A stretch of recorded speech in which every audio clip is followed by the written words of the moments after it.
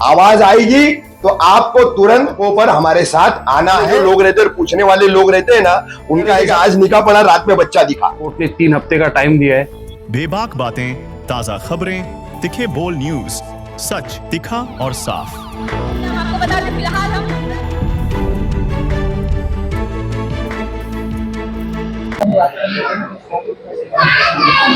अस्सलाम वालेकुम। शील बुमरा कौसा यहां पर पिछले 13 जून से जो हाईकोर्ट के आदेश के बाद थाने मनपा द्वारा कार्रवाई की जा रही है, जिसका सबसे ज्यादा शिकार जो है वो शील विभाग हुआ है। एवी के कंपाउंड लगभग 20 से 21 बिल्डिंगें जमींदोज हुई। दोस्ती सर्विस रोड पर लगभग 3 बिल्डिंगें जमींदोज हुई। कौसा शील रोड पर गुलिस्तान होटल के पास एक बिल्डिंग जमींदोज हुई। शील भट्टी गली के अंदर सफा के पास एक बिल्डिंग जमींदोज हुई। रहने वाले परिवारों को खाली करके बिल्कुल पुलिसिया बल का इस्तेमाल करके ये तमाम कार्रवाई की गई। जैसा हम शुरू से लगातार कह रहे हैं कि 12 जून को जो हाईकोर्ट के जस्टिस गिरीश कुलकर्णी और जस्टिस आरिफ एस डॉक्टर, इनकी बेंच का ये जो ऑर्डर है, ये ऑर्डर एक तरफ जहां स्पेसिफिक एवी के कंपाउंड के लिए था, तो इसी ऑर्डर का दायरा इन्हीं दोनों जजेस ने बढ़ाते हुए पूरे थाने मनपा क्षेत्र के लिए इसको लागू किया था। यानी 9 प्रभाग समितियों के तमाम हर तरह के अवैध निर्माणों को थाने मनपा को तोड़ना था, उस पर कार्रवाई करनी थी। लेकिन इसमें किस तरह का पक्षपात हो रहा था, किस तरह से जो है थाने मनपा प्रशासन, उसके अधिकारी अपनी चमड़ी बचाने के लिए, अपनी कुर्सी बचाने के लिए हाईकोर्ट को गुमराह कर रहे थे। अब ये पूरा मामला चल रहा था 2 महीने से, लगातार ये कार्रवाई का सिलसिला चल रहा है और आखिरकार जब बात अनम पैलेस की आई तो एक स्टैंड लेना पड़ा, एक भूमिका जो है वो लेनी पड़ी और उस पर जो है अटल होने के बाद ये सिलसिला अब कारवा बन चुका है।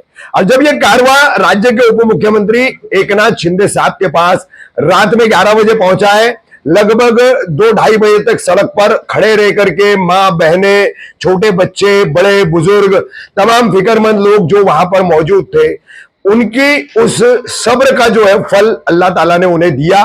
शिंदे साहब मिले।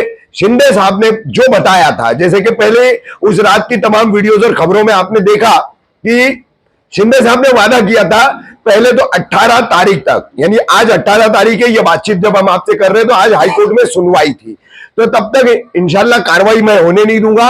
और उसके बाद हाईकोर्ट में हमने जो मौजूदा त्योहारों का सिलसिला चल रहा है, जैसे अब आप देख सकते हैं कि 15 अगस्त का त्योहार गया, फिर श्री कृष्ण जन्माष्टमी का त्योहार गया, अब गणपति का त्योहार शुरू हो रहा है।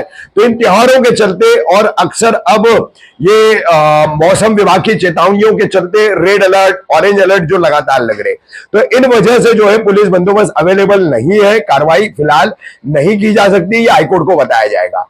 तो वो वादा सम्माननीय हमारे उप मुख्यमंत्री एकनाथ शिंदे साहब ने लगभग पूरा किया है। आज हाईकोर्ट में थाने मनपा ने अपनी पूरी कार्रवाई करके रिपोर्ट देने के लिए हाईकोर्ट से पुलिस बंदोबस्त अवेलेबल न होने के कारण अगली कार्रवाइयों के लिए 3 महीने का वक्त मांगा था, वो समय मांगा था, मगर हाईकोर्ट ने फिलहाल इस मामले को 3 हफ्ते का समय थाने मनपा को दिया है। तो सम्माननीय एकनाथ शिंदे साहब का जो वादा था, ये पहला वादा उनका जो था वो पूरा हुआ। उन्होंने तमाम बुमरा कौसा, तमाम शील के लोगों को एक बहुत बड़ी राहत जो 15 और 16 अगस्त की रात को जो अपने आश्वासन से दी थी, उसको आज अमल में लाकर उन्होंने दिखा दिया। आज कोर्ट में जो कार्रवाई हुई है, हमारे बहुत सारे साथी गए थे, उन्होंने इस कार्रवाई को जो है अपनी आंखों से देखा, सुना, और वही तमाम बातें आज हम इस वीडियो के जरिए आप सभी तक पहुंचा रहे हैं। तो 3 हफ्ते तक अब कोई कार्रवाई कहीं पर भी नहीं होगी और इन्हीं 3 हफ्तों में जिस तरह से सम्माननीय शिंदे साहब ने हमको वादा किया है कि वो सुप्रीम कोर्ट में हमें काउंसिल देकर इस मामले को निपटा करके देंगे, तो अब उस काम में हम लगने वाले हैं। लेकिन आपको बता दें कि ये राहत मिल गई है, इसके लिए लड़ाई खत्म हो गई है, ऐसा कोई भी न समझे। लड़ाई ये बहुत बड़ी है। सुप्रीम कोर्ट से हमें राहत मिलने के बाद भी आगे लड़ाई रहने वाली है। तो अपनी एकता, आवाम की एकता, हर बिल्डिंग में रहने वाला हर फ्लैट ओनर, हर मकान मालिक और उस बिल्डिंग को बनाने वाले तमाम बिल्डर, इनका जो एक सिलसिला है कड़ी से कड़ी मिला करके संकली बनने का, एक चेन बनने का, वो कायम रहना चाहिए, बल्कि ज्यादा से ज्यादा और इसको बढ़ाते हुए मजबूत करना चाहिए। क्योंकि आगे इस तरह के और बहुत सारे इम्तिहान आने वाले हैं, ऐसी बहुत सारी मुसीबतें आने वाली है, तो नई मुसीबत आएगी, नए से शुरू करेंगे, ऐसा नहीं होना चाहिए। इसलिए ये यूनिटी, ये एकता कायम रहनी चाहिए, आवाम की भी और काम करने वाले, काम कर चुके लोगों की भी। बहुत सारे लोग कमेंट में बोल रहे हैं क्या अब इल्लीगल बंद होना चाहिए, तो भाई ठीक है, ये आगे की बहस की बात है, बंद होना चाहिए, शुरू रहना चाहिए, जो भी है। पहले जो छतें बन चुकी है, जो इमारतें बन चुकी है, ये उसको बचाने की लड़ाई है, तो फोकस उस पर आप कायम करें। बात की बातें जो है वो बाद में बैठ करके हम तय करेंगे कि क्या होना है, क्या नहीं होना है, किस तरह से करना है, किस तरह से नहीं करना है, ये बात का मामला है। पहला गोल अचीवमेंट है सारे गरीबों का। शील विभाग, दोस्ती service road, Khan compound, Bablu compound, MS compound, शील महापे रोड, अचार गली, डायमंड कंपाउंड, शिवली नगर, नेताजी कंपाउंड, ग्रीन पार्क, अंडा गली, भोलेनाथ नगर, वाई जंक्शन, फिर कौसापुरा और पूरा मुमरा। यहां पर कौसा मुमरा वालों को एक बात बता दूं, थोड़ी मोड़ी कार्रवाइयां कौसा मुमरा में हुई तो इसका मतलब ये मत समझिए कि कौसा मुमरा सुरक्षित है और सेफ है। यहां से शील से सिलसिला आते 15 से 20 दिन के बाद सीधा कौसा मुमरा पे मुड़ने वाला था। प्रशासनिक तौर पर हम पत्रकार जो जानकारी रखते हैं वो आप लोग नहीं रख सकते, ना ही रख पाएंगे, लेकिन ये ठोस तरीके से मैं बता रहा हूं। तो मुमरा कौसा भी जद में था, कोई मुगालते में मत रहो कि मुमरा कौसा जद में नहीं था। वहां भी जेसीबी बुलडोजर चलने वाले थे, एक जगह आई भी थे, किस तरह से वापस गए वो बातें भी तमाम लोगों को पता है।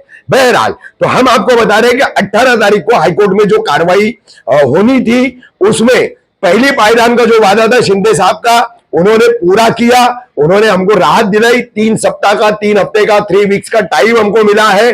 अब हम आगे सुप्रीम कोर्ट बढ़ेंगे और सुप्रीम कोर्ट से स्टे आने के बाद में हमें निश्चित तौर पर राहत मिलेगी, मगर सिलसिला जारी रहना चाहिए, एकता बनी रहनी चाहिए, यूनिटी कायम रहनी चाहिए। आने वाली नई मुसीबतों का सामना करने के लिए हमारा एक रहना जरूरी है। अंत में मैं इतना ही कहूंगा कि इस पूरी लड़ाई को शुरू करने के बाद इस लड़ाई में शामिल होकर के शाना बशाना अपना रोल निभाने वाले शिवसेना से जुड़े हुए अनवर कच्ची साहब हमारे साथ मौजूद हैं, वो भी अपने 2 शब्द जो है यहां पर कहें। अस्सलाम वालेकुम, नमस्कार। आज 18 तारीख है, कोर्ट ने 3 हफ्ते का टाइम दिया है। इस दरमियान 2 दिन के अंदर काफ़ी इंटरव्यू हुए, बहुत से लोग मिले, तो ये पूछ रहे थे कि अनवर भाई शिंदे साहब ने ऑन कैमरा कुछ बताया नहीं, और ये जो है कार्रवाई रुकेगी कि भी नहीं, ये खाली आपको बोल के भेजा। तो मैंने माफी के साथ चाहता हूँ, बीच में कहना चाहूंगा, ये कहने वाले जो लोग रहते हैं और पूछने वाले लोग रहते हैं ना, उनका ऐसा कहना रहता है कि आज निकाह पड़ा, रात में बच्चा दिखा। ये इस मेंटालिटी के लोग। तो मैं एकनाथ शिंदे साहब के साथ में 20 साल से हूँ, और जब जब साहब ने कोई भी वादा किया है उस वादा पूरा हुआ है, और उसकी आज एक स्टेप पूरा हुआ है। और उसके बाद साहब हमको एक काउंसिल देने वाले सुप्रीम कोर्ट के लिए, और बस ये कल से ये काम चालू करेंगे हम लोग। 3 हफ्ते का टाइम है, बाकी तो रफीक भाई ने सब बता दिए ले, और जो भी और आगे कुछ बताना है तो आप बताओ। मगर काफी है, बस एकता, यूनिटी सबकी हमको चाहिए, उसको अपने दिलो दिमाग में बिठा लो। आवाज आएगी तो आपको तुरंत सड़कों पर हमारे साथ आना है, यह हमेशा ध्यान में रखो।